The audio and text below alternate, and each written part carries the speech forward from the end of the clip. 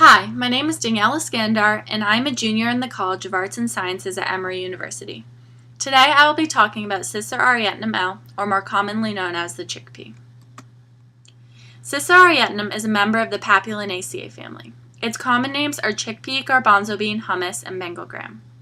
Cicerarietnum is one of the most important pulses in the world today because of its high carbohydrate and protein content. It also has many active chemical constituents that contribute to its cholesterol and plasma glucose reducing action and its antioxidant activity. Cicerarietnum is a diploid, self-pollinating annual crop. There are two main kinds, the desi chickpea and the Kabuli chickpea. The desi type is found in India, Afghanistan, Pakistan, and Ethiopia. It appears smaller, darker, and more wrinkled than the Kabuli type. The Kabuli type is more common in the Mediterranean and Southwest Asia and appears larger, lighter, and smoother. Cicerarietnum is characterized as an herb. It grows best in a subtropical climate during the post-rainy season in light-textured soil. The plant will eventually grow to 0.5 to 1 meters tall. The leaves grow singly, and each leaf consists of about 11 to 13 leaflets. The flowers of Cicerarietnum are characterized as papulinaceous. These types of flowers are common to legume plants and have 5 petals arranged in a pattern resembling a butterfly. The desi type usually have purple flowers, while the Kabuli types have white flowers. The plant also produces pods of varying sizes and number. There can be anywhere from 2 to 1,000 pods per plant. Within the pods, the seeds come in 21 different colors and 3 main shapes. There are 40 species in the Cicer genus, all found in Central and Western Asia.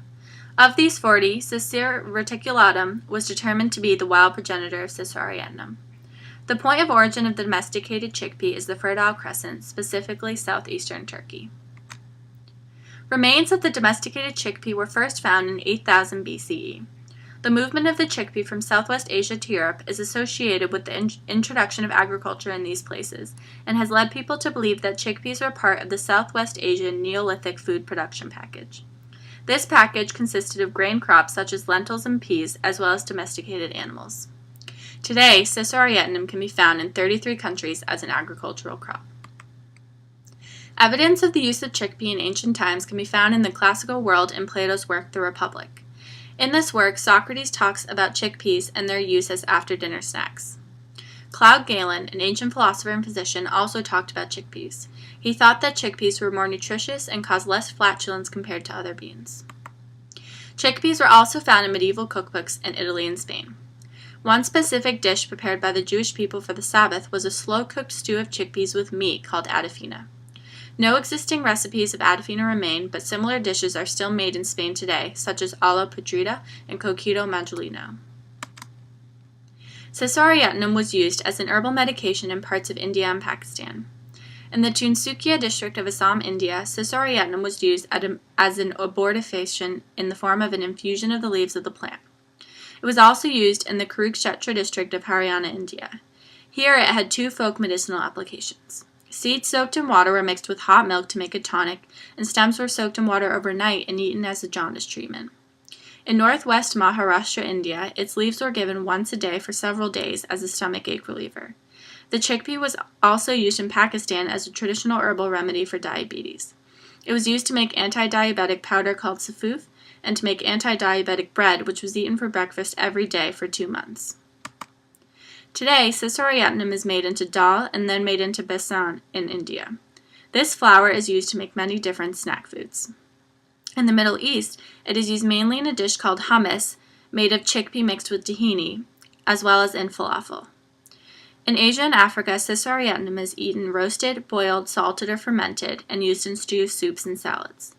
In the Eastern Mediterranean, fried chickpea balls can be found. For example, in Nice, France, there are peppery pancakes called saka and crunchy chickpea fries called panisses. In Genoa, they make a thicker and crunchier version of saka called farinata. Cicerarietnum is a legume. Its carbohydrate and protein content makes up about 80% of the total mass of an individual dry seed, making them very valuable in the diets of poorer populations with less access to animal proteins or abundance of food. Cicerarietnum is also a great source of dietary fiber, important vitamins and minerals, and a great variety of essential amino acids. It also contains many phytochemicals such as isoflavones, tannins, saponins, and terpenoids. Here is a table of many of the chemical constituents found in Cicerarietnum. Many experiments have been done showing the chickpea's biological activity. The results of a study of rats treated with Triton WR1339 showed that Cisaurietnum contains biocanon A, formononetin, and pratensine. These three isoflavones all showed significant hypocholesteromic effects on the Triton-induced hyperlipidemia in the rats. The actual mechanism of the hypocholesteromic activity of isoflavones is not clearly known, but researchers believe that the estrogen-like structure of the isoflavones is involved. Cisaurietnum also shows cholesterol-reducing activity through the binding of acidic steroids called bile acids. The large amount of dietary fiber in chickpeas accounts for this activity. In another study done with rats, Cisaurietnum showed a significant decrease in pro-atherogenic factors such as low-density lipoprotein cholesterol, or LDLC. A study done on rabbits showed similar results. The chickpea has also been observed to reduce plasma glucose levels. Researchers believe this activity is due to the high amount of galactomannan, a form of fiber that Cisaurietnum contains. The results of another study showed that Cisaurietnum contains phenolic compounds such as isoflavones, terpenoids, and tannins that have antioxidant properties. Cisaurietnum is an important crop because of its high energy use efficiency and its high benefit-cost ratio. It is also a highly resilient crop. It is able to grow during times of low precipitation, and it has a very low requirement for non-renewable resources. From 2006 to 2009, Cisaurietnum production was about 9.6 million metric tons globally. India, the leading chickpea-producing country, accounted for 66% of the global production. Behind India, other chickpea-producing countries are Pakistan, Turkey, Australia, Myanmar, Ethiopia, Iran, Mexico, Canada, and the United States. In conclusion, Cisaurietnum is an essential dietary component of many poorer communities due to its high protein and carbohydrate content. It is also a great source of dietary fiber, vitamins and minerals, and various phytochemicals. These chemical constituents account for chickpeas' biological activity.